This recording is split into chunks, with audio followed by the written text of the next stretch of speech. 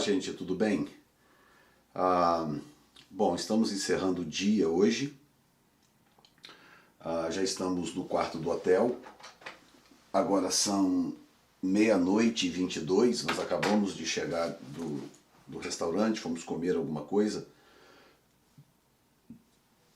porque gastamos um tempo longo lá na Arca, mais a viagem de volta, que mais ou menos 1h30.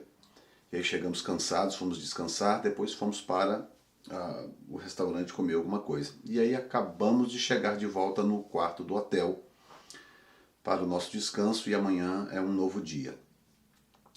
Bom, eu quero encerrar o dia de hoje com uma outra reflexão a respeito de uma palavra de Jesus.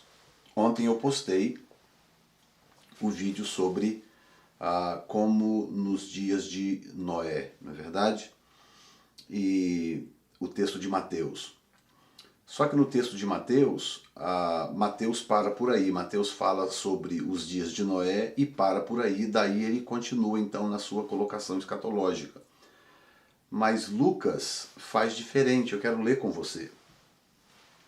Lucas pega a mesma colocação de Mateus e ele expande. Ele diz assim no versículo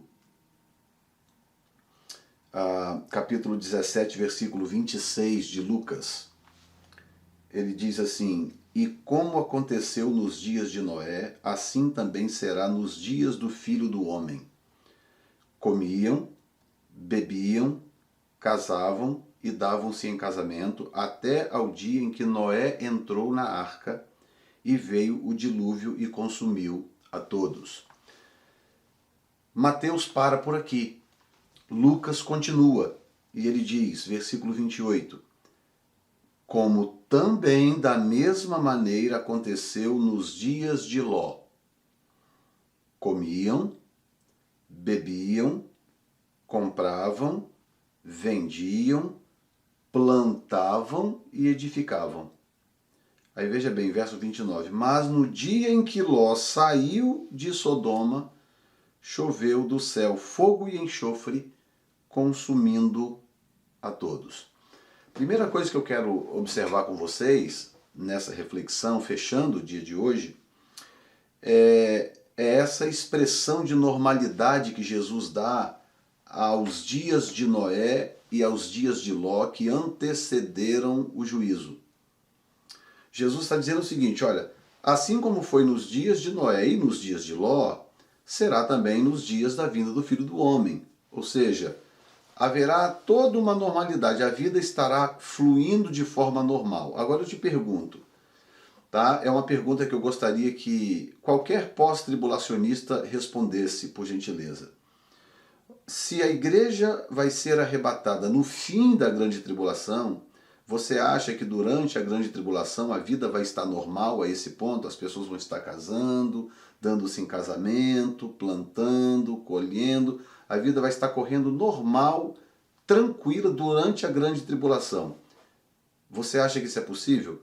Porque para você ser pós-tribulacionista, você tem que acreditar que a vida durante a grande tribulação vai ser normal. Porque a igreja só vai ser arrebatada no final da grande tribulação.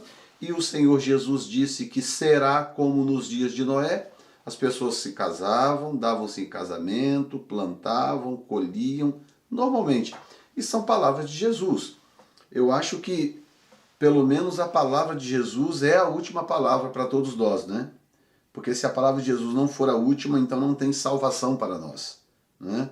E como aconteceu nos dias de Noé, assim também será, olha bem, assim será também nos dias do Filho do Homem. Será da mesma forma. Ou seja, a única forma disso aqui se cumprir nos dias do Filho do Homem é com um arrebatamento pré-tribulacionista. Por quê? Porque sim, antes do arrebatamento pré-tribulacionista, aí sim, as pessoas estarão vivendo uma vida normal, comendo, bebendo, casando, dando-se em casamento. Aí sim, aí acontece o arrebatamento e então desemboca o juízo. Mas se o arrebatamento for depois da grande tribulação, não tem como esse texto se cumprir, porque as pessoas não estarão vivendo uma vida normal. Não haverá essa passividade, essa tranquilidade da pessoa se casar, dar-se em casamento. Uma vida normal, como se tudo estivesse caminhando normal. Não, haverá um caos absoluto, total na Terra. inclusive com a possível queda de um cometa na Terra. A vida não estará normal. Então essa descrição de normalidade que Jesus passa aqui no livro de Mateus e no livro de Lucas não bate com a teoria pós-tribulacionista. Tá?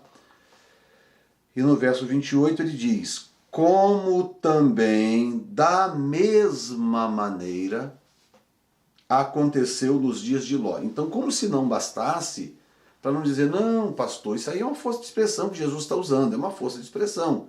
Não, para não parecer força de expressão, Lucas revela que ele expandiu o raciocínio. Tá? Mateus omitiu, mas Lucas revela isto. Então ele disse, como também da mesma maneira aconteceu nos dias de Ló. Ok? Comiam, bebiam, compravam, vendiam, plantavam e edificavam. Ou seja, vida normal. Você acha que as pessoas faziam isso aqui nos dias de Ló durante a destruição de Sodoma e Gomorra? Durante o processo de destruição de Sodoma e Gomorra, será que as pessoas comiam, bebiam, compravam, vendiam, plantavam e edificavam? Claro que não. Porque a cidade estava em caos, estava em processo de destruição. Então a única forma das pessoas fazerem isso que está aqui é antes do evento acontecer. Portanto, as pessoas faziam tudo isto e está porque a vida estava normal. E então Ló foi tirado da cidade para que então o juízo começasse. E olha bem agora o que diz. Aí vem o verso 29 e diz assim, mas, porém, né? No entanto, mas no dia em que Ló saiu de Sodoma, choveu do céu fogo e enxofre, consumindo a todos. Assim será no dia em que o Filho do Homem há de se manifestar. Então, só choveu fogo do céu e enxofre depois que Ló saiu de Sodoma.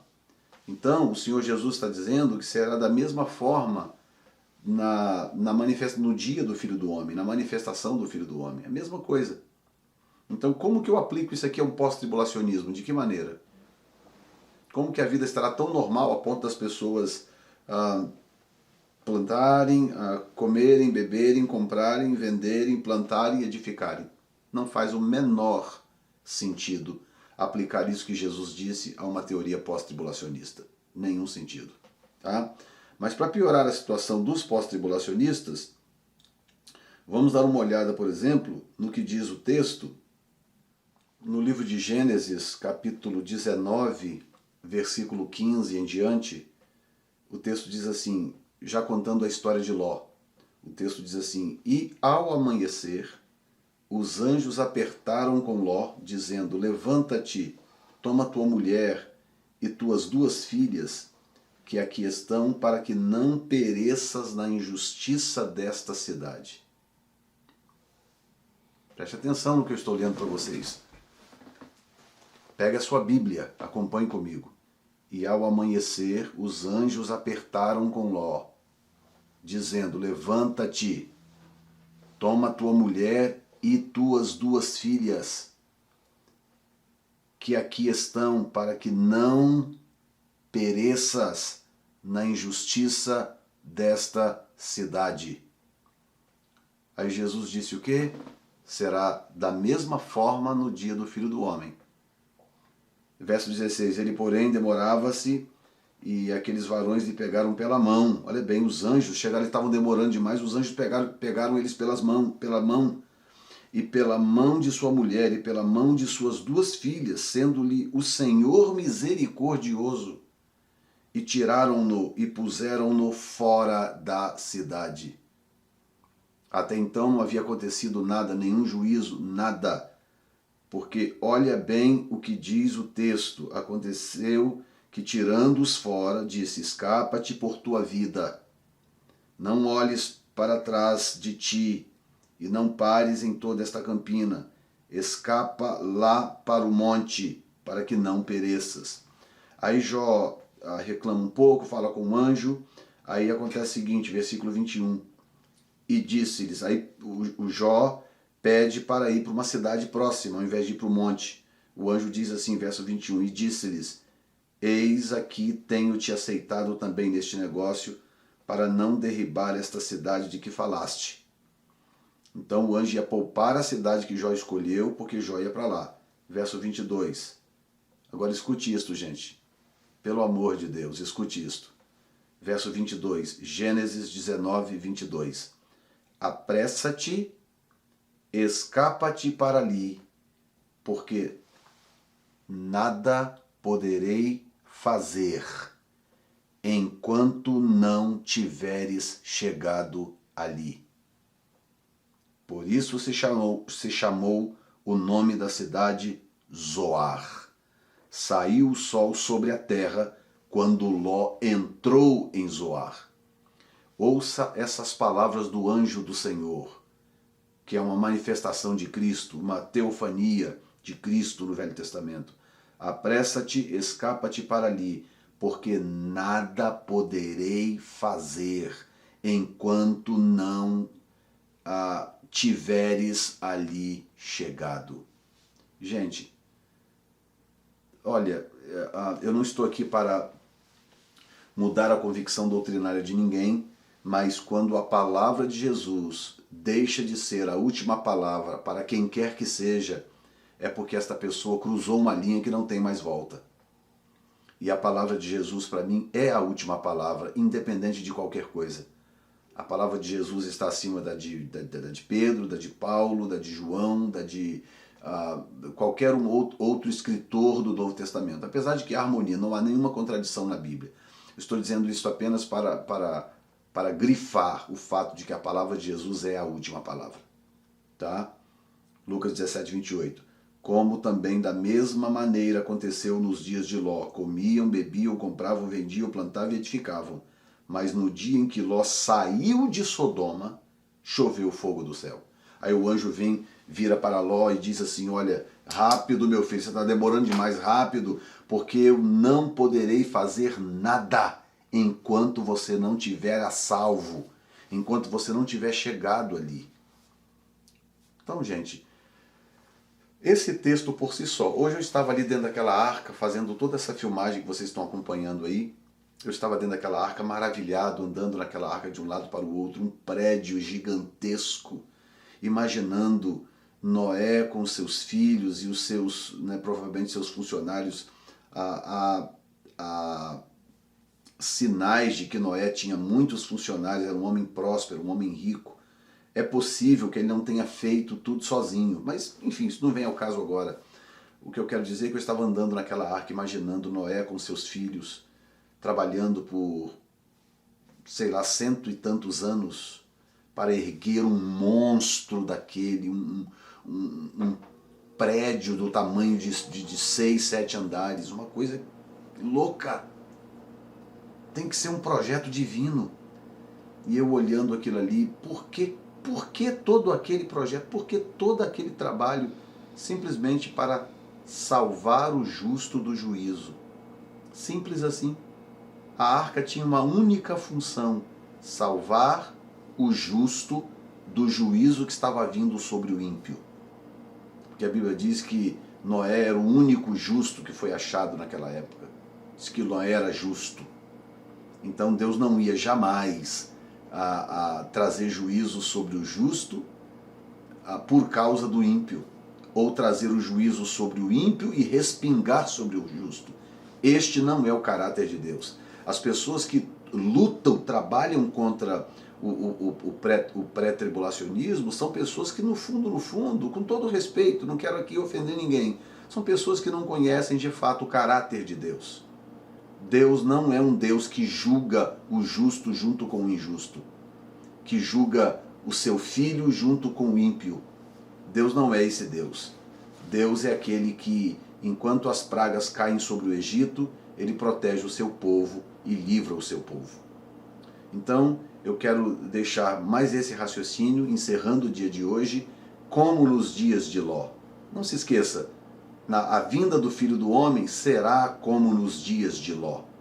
Tá? Enquanto Ló não estava em segurança em Zoar, o juízo não desceu sobre Sodoma e Gomorra. Então, Se for diferente agora, a palavra de Jesus cai por terra. Para que a palavra de Jesus não caia por terra e permaneça, o arrebatamento da igreja tem que acontecer antes da grande tribulação. Tá bom? Que isso fortaleça a sua fé, que isso anime o seu coração, renove o seu gozo, renove o seu ânimo. Talvez você esteja passando aí por uma grande tribulação, por um grande aperto, uma grande dificuldade, talvez financeira, talvez de saúde, de família, eu não sei. Mas eu trago esta palavra até como um alento ao seu coração. Deus não te julgará junto com o ímpio.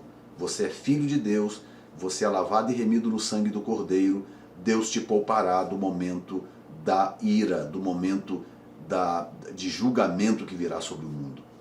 Tá bom? Alegra o teu coração, fortaleça a tua fé, porque o teu Deus te ama. Tá bom? Deus te abençoe, em nome de Jesus. Amém.